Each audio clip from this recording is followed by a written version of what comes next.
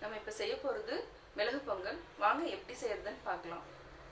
மிளகு பொங்கல் செய்யறதுக்கு வந்து தேவையான பொருட்கள்: அரிசி 200 கிராம் எடுத்திருக்கேன், 75 கிராம்ஸ் வந்து பாசிப்பருப்பு எடுத்திருக்கேன். அது கூட சால்ட்டு போட்டு நம்ம ஊற வைக்கணும். இப்போ நெக்ஸ்ட் வந்து தாளிக்கிறதுக்கு என்னென்னா சீரகம், மிளகு வந்து நான் எப்படின்னா உடைச்சிருக்கேன், அதை வந்து பிரேக் பண்ணி சின்ன சின்னதாக வந்து பண்ணியிருக்கேன். பச்சை மிளகாய், இஞ்சி, பெருங்காயம், கருவேப்பிலை, முந்திரியும் சேர்த்துருக்கேன். இது வந்து தேவையான பொருட்கள் மிளகு பொங்கல் செய்ய. அப்புறம் வந்து என்னென்னா கீயும் ரீஃபைண்ட் ஆயில் எடுத்திருக்கேன். கீ வந்து ரொம்ப சேர்த்தாதவங்க வந்து ரீஃபைண்ட் ஆயில் ரெண்டும் மிக்ஸ் பண்ணி நம்ம யூஸ் பண்ணிக்கலாம். அதனால் வந்து ரீஃபைண்ட் ஆயில், கீ ரெண்டுமே சேர்த்து 50 ml எடுத்திருக்கேன். இப்போ மிளகு பொங்கல் எப்படி செய்யறதுன்றதை பாருங்கள். அரிசியும் பாசிப்பருப்பையும் நான் ரெண்டையும் ஊற வச்சுருக்கேன். ஒரு 20 மினிட்ஸ் வந்து நான் ஊற வச்சுருக்கேன். ஊற வச்சுருக்கு வந்து 6 டம்ளர் கணக்கு தண்ணி ஊற்றணும். ஆனால் நான் வந்து மிளகு பொங்கலுக்கு வந்து 6 டம்ளர் வந்து ஊற்றக்கூடாது. அது வந்து கொஞ்சம் லிக்விடாக வரதுனால 8 டம்ளர் ஊற்றணும் தண்ணி.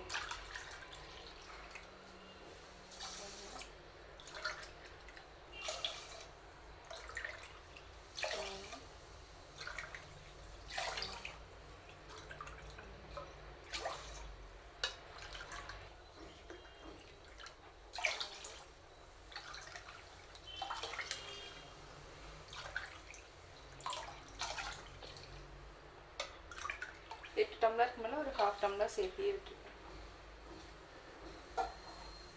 இது வந்து தேவையான அளவு நம்ம சால்ட்டு போட்டு குக்கரில் ஒரு 3 விசில் வைக்கணும். உப்பு வந்து நீங்கள் செக் பண்ணிக்கோங்க, எவ்வளோ கரெக்டாக இருக்கா இல்லையாங்கிறத நம்ம வந்து இது செக் பண்ணிக்கணும்.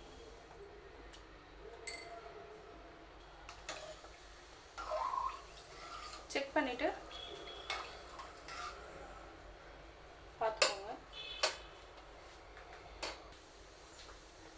மூடி வைக்கணும். ஒரு 3 விசில் வர வரைக்கும் வேக வைங்க.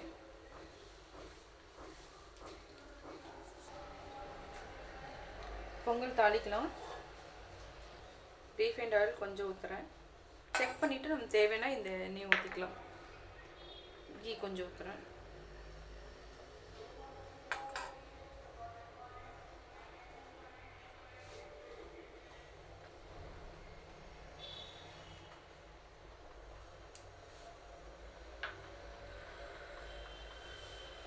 கீ வந்து கொஞ்சம் கம்மியாக தான் ஊற்றிருக்கு. ஸோ ரீஃபைண்ட் ஆயில் திருப்பி ஆட் பண்ணியிருக்கேன்.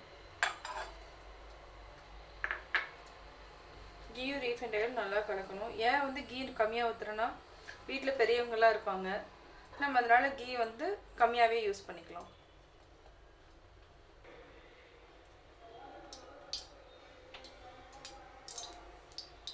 சீரகம் போடுறேன், மிளகு, இஞ்சி, பச்சை மிளகாய், இது வந்து பெருங்காயம்.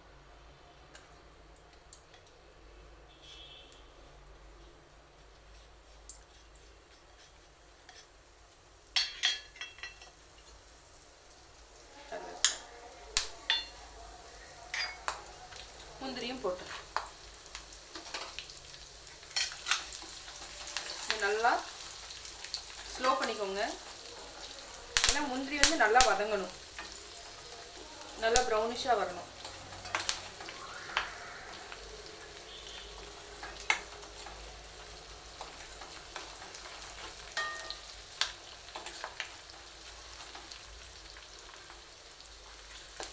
இப்போ வந்து நல்லா முந்திரி வந்து ப்ரௌன் ஆயிடுச்சு.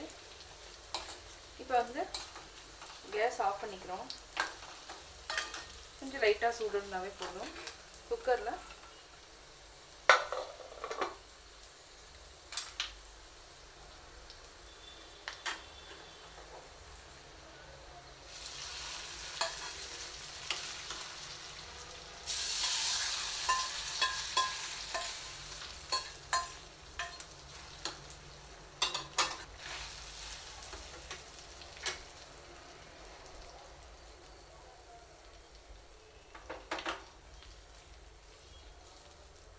என்னென்னா பொங்கல் ரெடி ஆகிடுச்சு. பொங்கல் ரெடி ஆனதுக்கப்புறம் நல்லா மிக்ஸ் பண்ணிக்கணும்.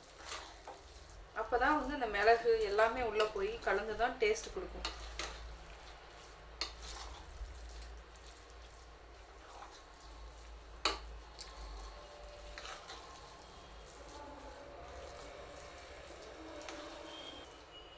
மிளகு பொங்கல் வந்து எப்படின்னா நீங்கள் வந்து ரொம்ப இதாக இருக்கக்கூடாது, இந்த இதில் தான் இருந்தால் தான் கொஞ்சம் டேஸ்ட் இருக்கும், கொஞ்சம் லிக்விடாக இருக்கணும்.